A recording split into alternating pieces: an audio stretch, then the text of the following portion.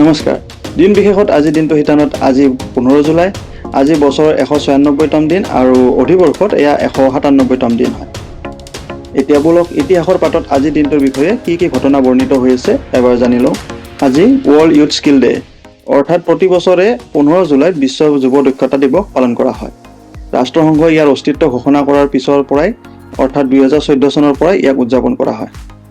আজি পুৰবী বৰমুদৈৰ মৃত্যুতিথি তেওঁ অসমৰ এগৰাকী লেখক সাহিত্যিক আছিল তেওঁ এগৰাকী ঔপন্যাসিক আৰু গল্পকাৰ ৰূপেও সুপ্ৰতিষ্ঠিত তেওঁ সাহিত্য একাডেমী বঁটা আৰু অসম উপত্যকা সাহিত্য বঁটাৰ দ্বাৰা সন্মানিত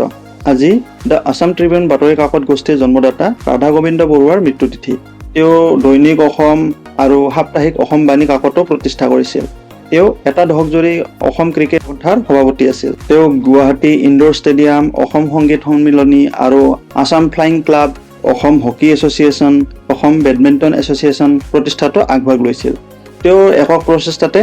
গুৱাহাটী চাহ নিলাম কেন্দ্ৰ স্থাপন হৈছিল অসমীয়াৰ শিক্ষাৰ প্ৰয়োজনীয়তাৰ বাবেও তেওঁ যত্ন কৰিছিল গুৱাহাটীৰ ৰাধা গোবিন্দ বৰুৱা মহাবিদ্যালয় তেওঁৰ নামতে ৰখা হৈছে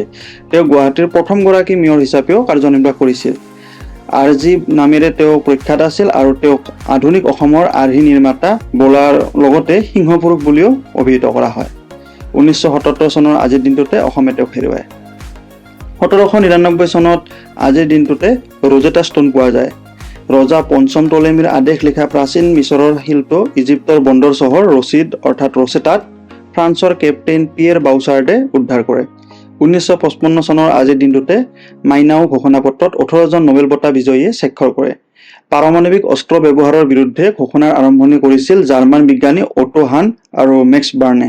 1983 চনৰ আজিৰ দিনটোতে আৰ্লি বিমানবন্দৰত আক্ৰমণ হয় পেৰিছৰ আৰ্লি বিমানবন্দৰত তুৰ্কী এয়াৰলাইন্সৰ চেক ইন কাউণ্টাৰত বোমা বিস্ফোৰণত 8 জন লোকৰ মৃত্যু হয় লগতে 50 জনতকৈও অধিক লোক আহত হয় এই আক্ৰমণৰ দায়িত্ব ল'লে আৰ্মেনিয়াৰ উগ্ৰপন্থী সংগঠন ASALA অৰ্থাৎ আসালা আজি তুৰ্কীত গণৰাজ্য আৰু ৰাষ্ট্ৰীয় ঐক্য দিৱস পালন কৰা হয়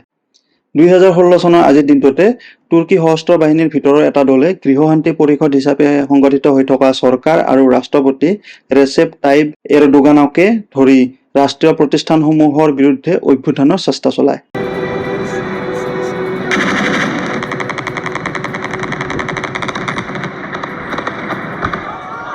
দিন বিশেষত আজিৰ দিনটো হিতানত আপোনাক বহুকেইটা তথ্য জনাবলৈ সক্ষম হলো